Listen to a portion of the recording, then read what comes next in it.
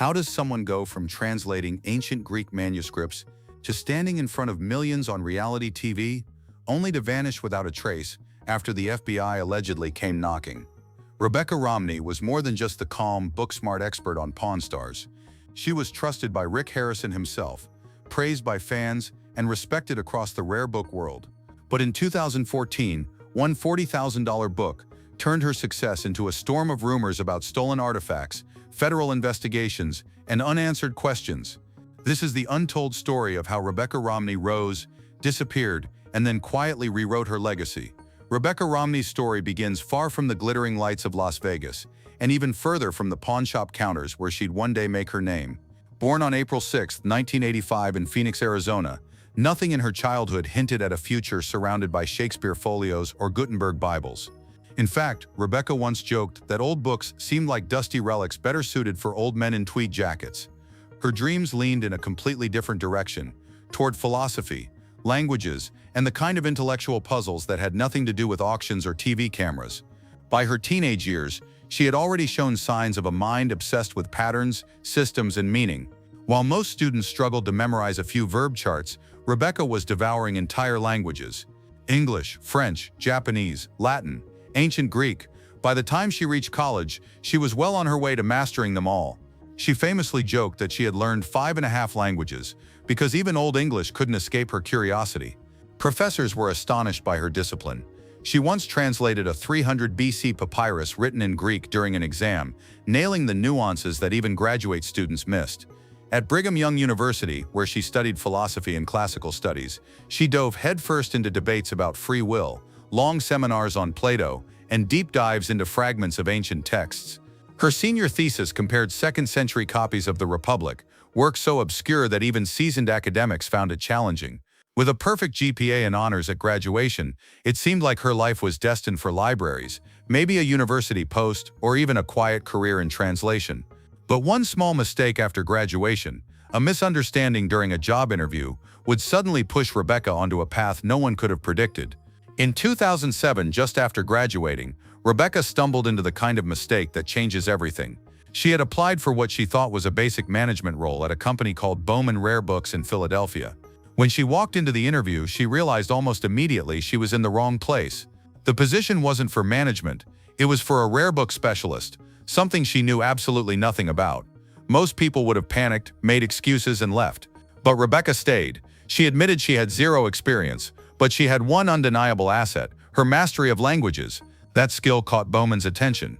They figured anyone who could translate Plato from fragments of papyrus could probably learn the trade of rare books, so they hired her. Almost overnight, Rebecca was handling objects worth more than most people's homes. She held Shakespeare folios from 1623, pages from the Gutenberg Bible, and Isaac Newton's Principia Mathematica. She learned the ropes the hard way, by working directly with material where a single mistake could cost hundreds of thousands of dollars. Instead of being overwhelmed, she thrived. By 2010, she wasn't just surviving, she was running the Las Vegas branch of Bowman Rare Books. And by 2013, at just 29 years old, she became the youngest senior director in company history. In that role, she oversaw catalogs, auctions, and private sales totaling millions every year. One client even spent $300,000 on a single purchase. Rebecca had gone from philosophy student to trusted guardian of some of the most valuable books in the world. But fate wasn't done with her yet, because in Las Vegas, one person was already paying close attention, a pawnshop owner named Rick Harrison. And when their paths crossed, television history was about to be made.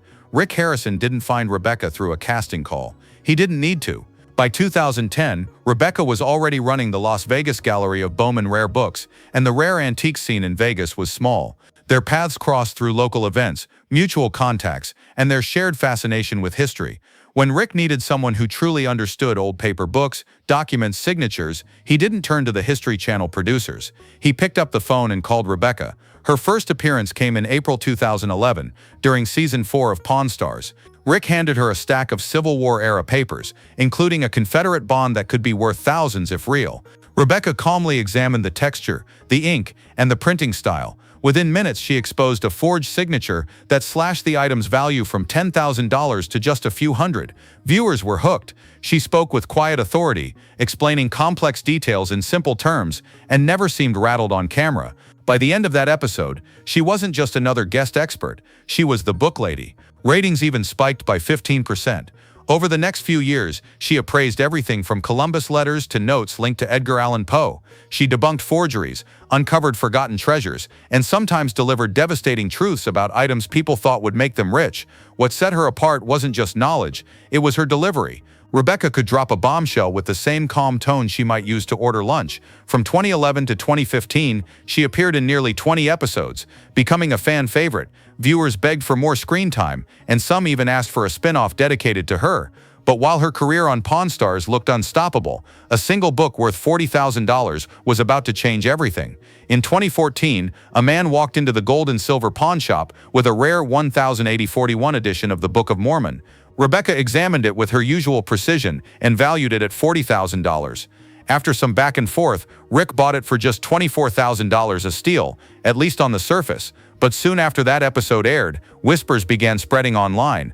Rumors claimed the book had been stolen from the Marriott Library at the University of Utah, and according to speculation that spread on forums and YouTube, the FBI quietly stepped in.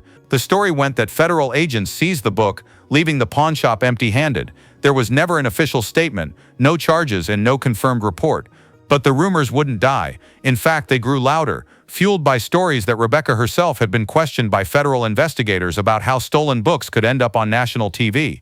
For someone known for her sharp judgment and unshakable confidence, the suggestion that her expertise had been blindsided was damaging, even if she had no role in the alleged scandal. And the timing was suspicious, because just months later, in January 2015, Rebecca appeared in what would become her last regular Pawn Stars episode. She appraised a pirate book worth around $1,000. Rick bargained the price down, and then, without warning, she was gone. There was no farewell, no official statement, no explanation. Fans noticed her disappearance immediately. On forums, speculation exploded. Had she been fired? Was it connected to the FBI rumors? Or was it something more personal? No one seemed to have an answer. What's clear is that 2014 marked a turning point. Rebecca Romney, once a rising star of reality TV, suddenly vanished from the spotlight. January 10, 2015. Rebecca Romney appeared on what seemed like just another episode of Pawn Stars. She calmly appraised a pirate book from 1734, valued it at $1,000, and Rick did what he always did, bargained it down to $400. Viewers had no reason to think this moment would be her last on the show, but it was. After that episode, she vanished. There was no goodbye episode, no social media post, no official explanation from the History Channel. For someone who had become a fixture on the show, her disappearance was deafening in its silence. Fans immediately noticed. Forums and YouTube videos filled with questions. Had she been fired? Did it have something to do with the rumored FBI investigation surrounding the Book of Mormon deal? Or was it personal? Family issues, career changes, or something producers didn't want the public to know? Adding fuel to the fire, Rebecca never removed Pawn Stars from her LinkedIn profile. To this day, she still lists herself as their rare book expert, even though her last regular appearance was a decade ago. Some fans believe this is a subtle hint of a non-disclosure agreement. Others see it as clever branding, keeping her TV reputation alive even after she walked away.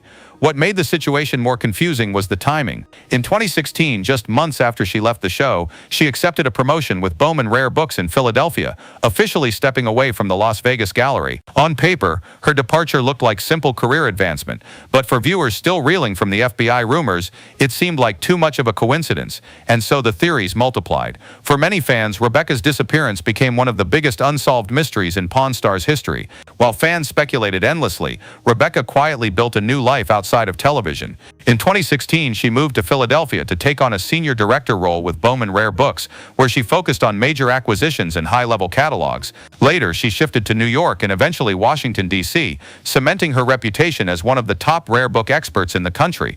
In 2017, she took her knowledge beyond the trade by co-authoring a book with her then-husband, J.P. Romney. The book, Printer's Error, Irreverent Stories from Book History, pulled back the curtain on the strange, scandalous, and often hilarious history of printing. It told stories of forged Galileo texts, copyright battles involving Dickens, and the mysteries surrounding the Gutenberg Bible. Critics praised it for blending scholarship with humor, giving Rebecca something rare for a former reality star, a respected voice in publishing. But she didn't stop there. In 2019, she co-founded her own rare book firm, Type Punch Matrix, alongside Brian Cassidy. This wasn't just another antiquarian business. It was bold, modern, and unapologetically different. Instead of sticking to dusty corners of the trade, Rebecca's company made headlines with sales of Shakespeare folios, Gutenberg leaves, and cutting-edge authentication technology. She also turned her attention to mentorship. Through the antiquarian book seminars, she taught hundreds of aspiring dealers not just how to sell rare books, but how to spot forgeries and understand history's darker corners. She even introduced advanced tools like spectral ink scanners and blockchain tracking, pushing the trade into the 21st century. For the public, her TV days ended abruptly. But behind the scenes, Rebecca was building a reputation that was arguably more powerful, an expert who could influence museums, collectors, and the very future of rare book authentication. Even as her professional life flourished, Rebecca's personal story became another source of fascination. In 2016, she married J.P. Romney, a historian and author. The name raised eyebrows immediately because of its political weight. J.P. was distantly related to Mitt Romney, the former presidential candidate and longtime political figure. Suddenly, fans wondered, had Rebecca's marriage quietly connected her to one of America's most powerful families? Speculation took off. Some theorized her departure from Pawn Stars was related to politics, that she wanted to avoid entangling herself in controversy, while her family ties attracted unwanted attention. Others believed producers worried about conflict of interest optics if she stayed in the spotlight. Rebecca, however, dismissed these ideas by staying silent. In interviews, she almost never discusses the Romney family connection. She's admitted that she's never even met Mitt Romney and has no real ties beyond a distant surname link.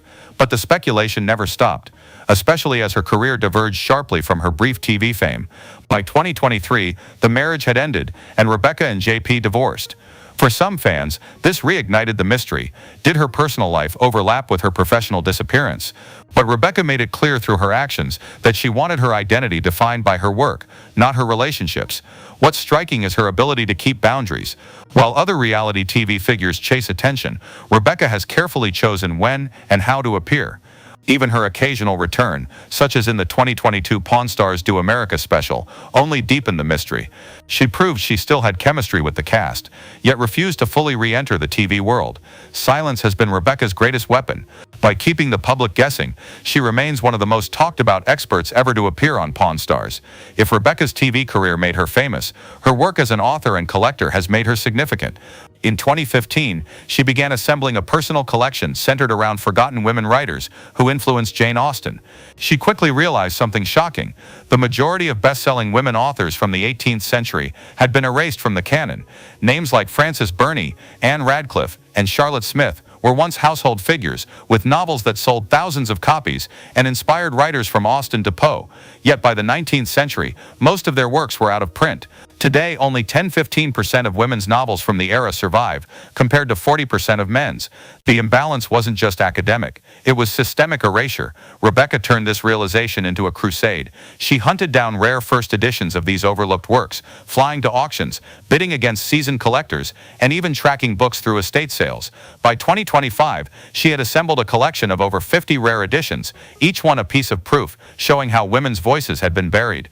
Her passion project culminated in Jane Austen's Bookshelf, released in February 2025. The book tore into what she called the Great Forgetting, exposing how generations of readers were taught a one-sided literary history. The New York Times called it sharp and fearless. The Guardian described it as electric, and it sold over 20,000 copies within weeks. This wasn't just scholarship, it was activism. Rebecca was no longer just appraising books for collectors. She was reshaping how the world thought about literature itself.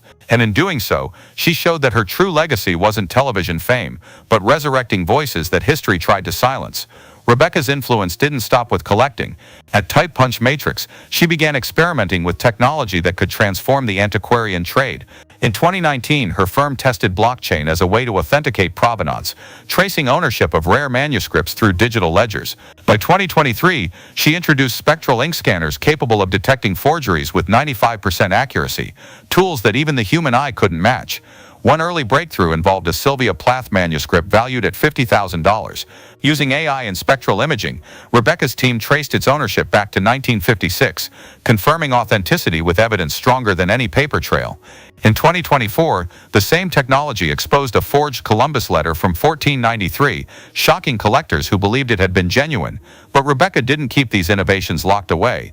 Through the antiquarian book seminars, she trained over 200 dealers in a single year, democratizing access to tools once limited to institutions like the Smithsonian. She even began testing VR simulations that allow students and collectors to handle rare books digitally, reducing the risk of damage while making treasures accessible to a wider audience. At the same time, her firm expanded into museum consulting. By 2025, Type Punch Matrix had appraised over 1,000 items worth more than $10 million and partnered with major institutions to spotlight marginalized voices. One of her biggest projects was a 2024 exhibit dedicated to 18th century black writers, which she helped curate. For an industry long dominated by older men, Rebecca's approach was revolutionary. She wasn't just preserving books, she was rewriting the rules of collecting itself. Rebecca Romney's story is as unlikely as it is fascinating. From translating ancient Greek papyri to calmly exposing forgeries on national television, she built a career defined by precision, intelligence, and mystery. Her sudden disappearance from Pawn Stars left fans with endless questions. Was it the FBI, politics, or simply career ambition? The truth may never be fully known. What is certain is what came after. Rebecca reinvented herself as an author, collector, and trailblazer in the rare book world. She fought to bring forgotten women writers back into the conversation, challenged institutions with new technology, and built a company that changed how books are valued and authenticated. Her silence about the rumors, scandals, and politics that swirl around her only adds to her mystique. Unlike many reality TV alumni who cling to fame, Rebecca chose to step away, and in doing so made herself even more compelling. In May 2025, she's scheduled to lecture at the prestigious Grolier Club in New York, speaking on Jane Austen's bookshelf Collecting as Investigation. From a Las Vegas pawn shop to one of the most elite circles in the bibliophile world, her journey is proof that the stories we tell, and the ones we forget, can be just as valuable as the books themselves. Maybe the real twist isn't her disappearance from television, or the rumors of stolen books and FBI questions. The real twist is that Rebecca Romney turned her quiet exit into a louder legacy than reality TV could ever provide. She showed that sometimes, the most valuable discoveries aren't the ones we see on screen, but the ones hidden in the margins of history.